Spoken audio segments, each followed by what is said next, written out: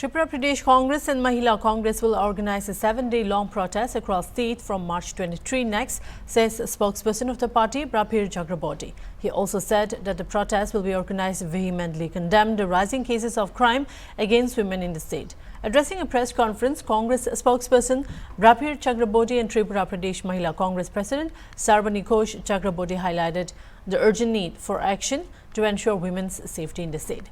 They announced a series of protests and programs to raise awareness and demand stricter measures against gender-based violence. The week-long protest campaign will be held from March 23 to March 29 across various parts of Tripura. The initiative will include conferences, deputations and public meetings to discuss and address the issue of women's safety. The campaign will conclude with a grand convention at the Congress Bhavan in Agartala on March 29 Monday.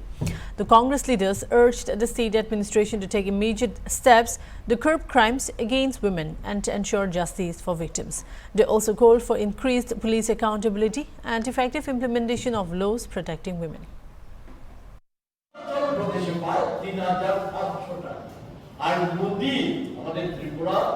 নানা গল্পের কথা বলে আর মোদি যে রাজ্য নিয়ে সবচাইতে বেশি গল্প করে গুজরাটে এই প্রকল্পের মহিলা কর্মীরা পায় আমাদের রাজ্যের মতো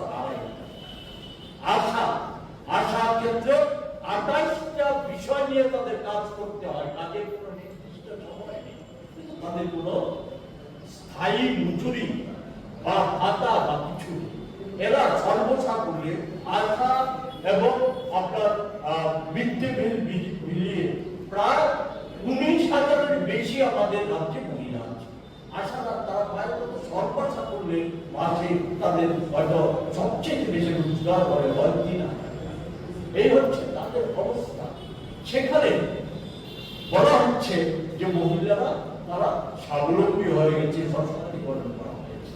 আমি আপনাদের কাছে বিনীতভাবে সময় চেয়ে নিয়ে বলতে চাই, আমাদের যেখানে যাবেন দেখা যাবে লাখ প্রতিনিধি গল্প শুনিয়ে ফ্ল্যাক্স ব্যানার হোর্ডিং হচ্ছে লাখ কত 91,871 জন লাখ 53,623টি সমবায় দল যাদের সদস্য সংখ্যা 4,84,000।